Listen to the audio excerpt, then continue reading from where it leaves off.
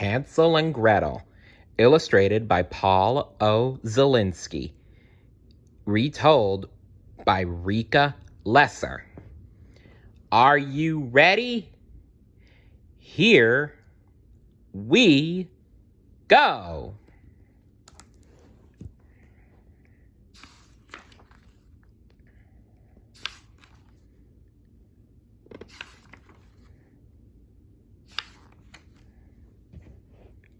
At the edge of a great forest, there once lived a poor woodcutter. He could scarcely manage to feed his wife and his 2 children, Hansel and Gretel, and this made him miserable. The day came when there was nothing left to eat in their house but 1 loaf of bread, and he grew terribly anxious. Yeah, I would have too.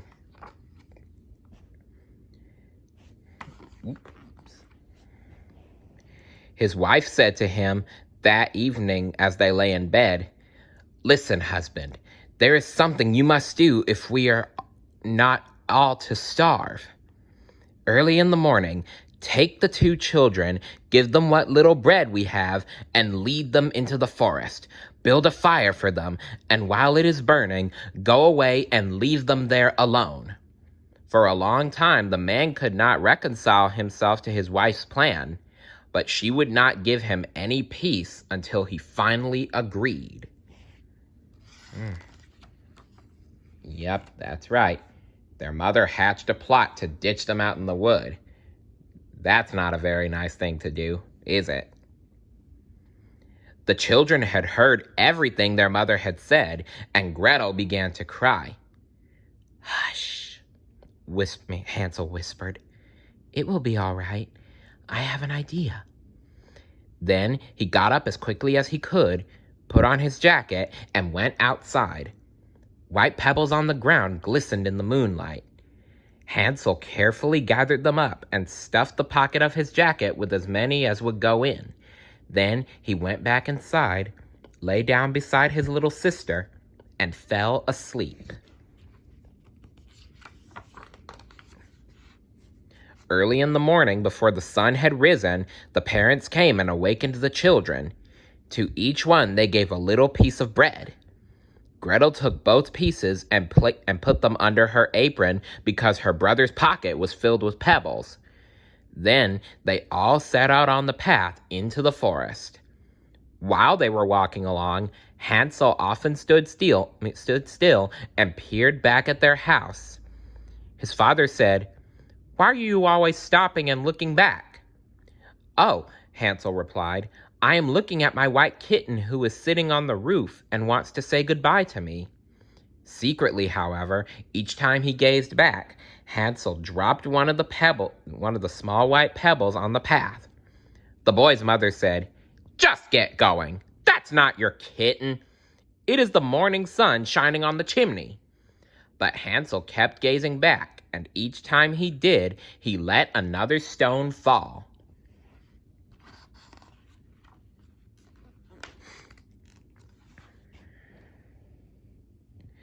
And so they went on walking a long time until they were in the midst of the great forest. There they stopped and gathered firewood. Their father lit a huge fire, and when it was burning lightly, their mother said, "Rest a while now, children. Your father and I are going off to cut wood. Wait here by the fire until we come back." The children sat by the fire and ate their bread. They waited until nightfall, but their parents did not return. When it grew very dark, Gretel began to cry. But Hansel said to her, "Wait just a little longer until the moon is up."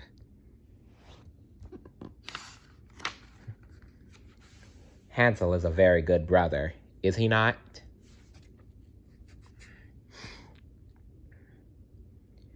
And when the moon was up, the white pebbles gleamed in the moonlight and showed them the way. Hansel took Gretel's hand, and together they walked all through the night. In the morning they reached home. Their father rejoiced to see them, for he had not been happy about what what he had done, but their mother was angry.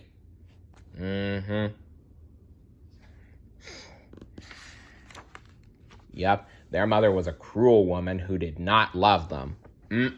Not at all. Nope, nope, nope.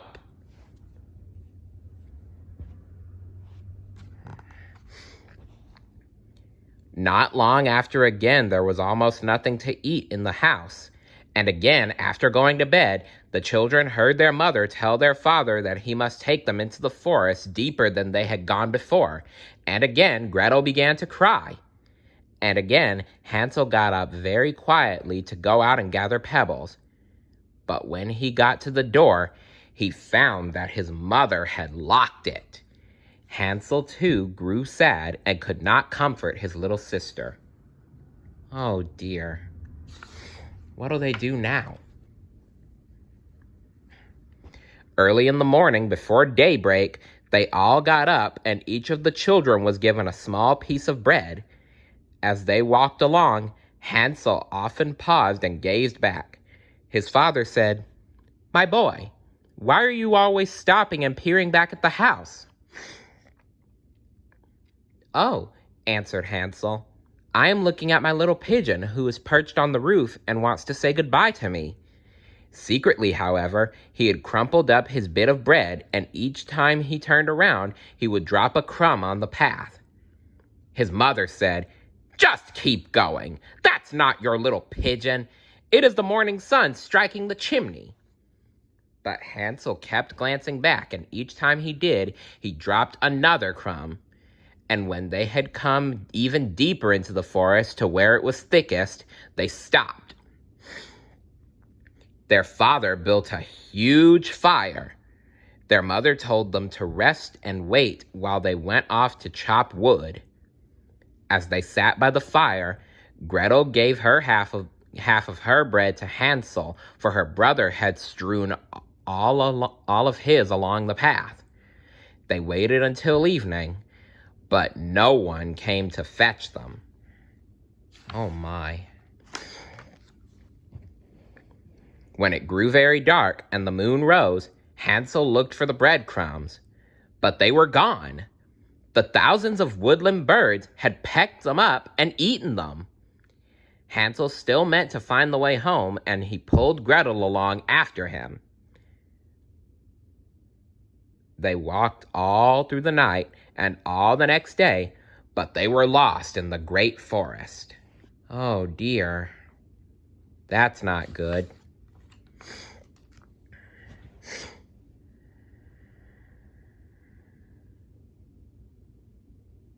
On the third day, chilled and hungry, they came upon a little house that was built out of bread. Its roof was made of pancakes, and its windows were sugar candy. The children were so happy to see it that they ran up to it. Hansel to the spongy roof and Gretel to the sparkling panes of the window, and they ate greedily. Yep, that house is just incredible and edible. Hansel was devouring a huge chunk of the roof, and Gretel was pushing out yet another window pane when they heard a thin voice call out from inside.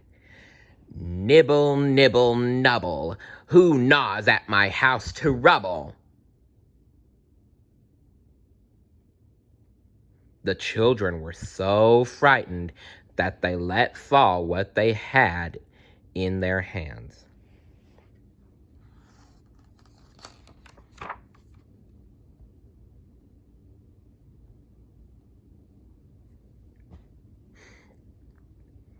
Just then, a gnarled old woman came gliding out the door. When she caught sight of the hungry children, she wagged her head and said, "Oh, you poor little things, come along with me. There's plenty to eat inside the house. I'll take good care of you." And she took them both by the hand, led them inside her house, and served them a fine dinner. Then she made up their bed, and the tired children lay down and fell fast asleep. Uh-oh. I don't like where this is going. The next morning, before Hansel and Gretel were awake, the old woman crept up to their bedside. As she watched the two of them sleeping so sweetly, she thought to herself, "Now there's a tasty morsel for you." And she lifted Hansel up, carried him outside, and locked him up in a little stall as if he were a piglet. Then she went back inside and shook Gretel awake, yelling, "Get up, you lazy girl! Go out to the well and draw water, and then get to work and make something good to eat. Your brother is in the stall over there. First we are going to fatten him up, and when he is fat, I will eat him." Oh, I knew I wouldn't like where this is going. I do not like it. Nope, nope, nope. Gretel was terrified of the old woman and had to do as she was told. Every day she brought Hansel water and lots of good food to eat. She herself got nothing but crayfish shells. Ew. And each day the old woman went to Hansel's stall and told him to stick out one of his fingers so she could feel if he were growing plump. And each day Hansel held out a bone instead of a finger. One evening, after 4 weeks had gone by, and it still seemed that Hansel was growing no fatter, the old woman said to Gretel, "Now be quick about it. Go out and fetch water to fill the cauldron. Tomorrow morning, whether or not your little brother is fat, I am going to slaughter and boil him." That's messed up, woman. While you are getting the water, I will be kneading dough. We'll bake bread while he's cooking. You're sick, woman. You are just sick.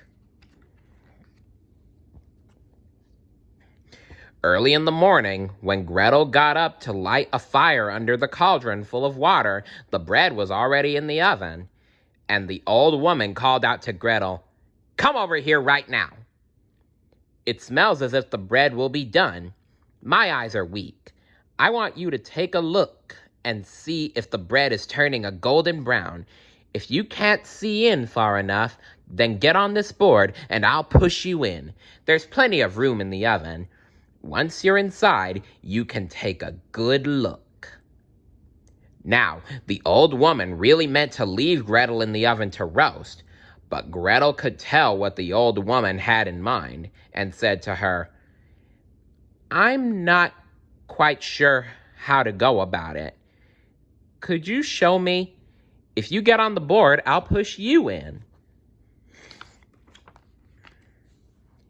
And the little old woman sat on the board, and Gretel pushed her into the oven as far as she could.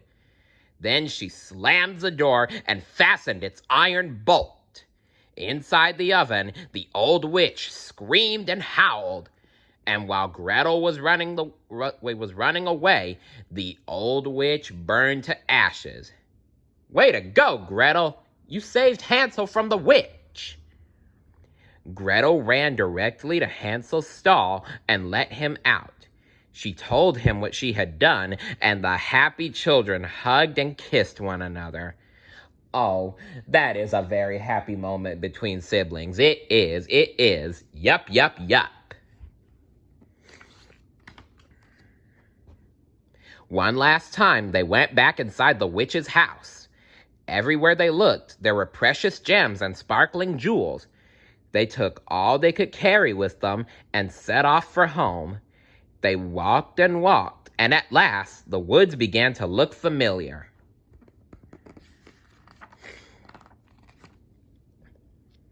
When they arrived home, their father wept with joy to see them. Their mother had died, he told them.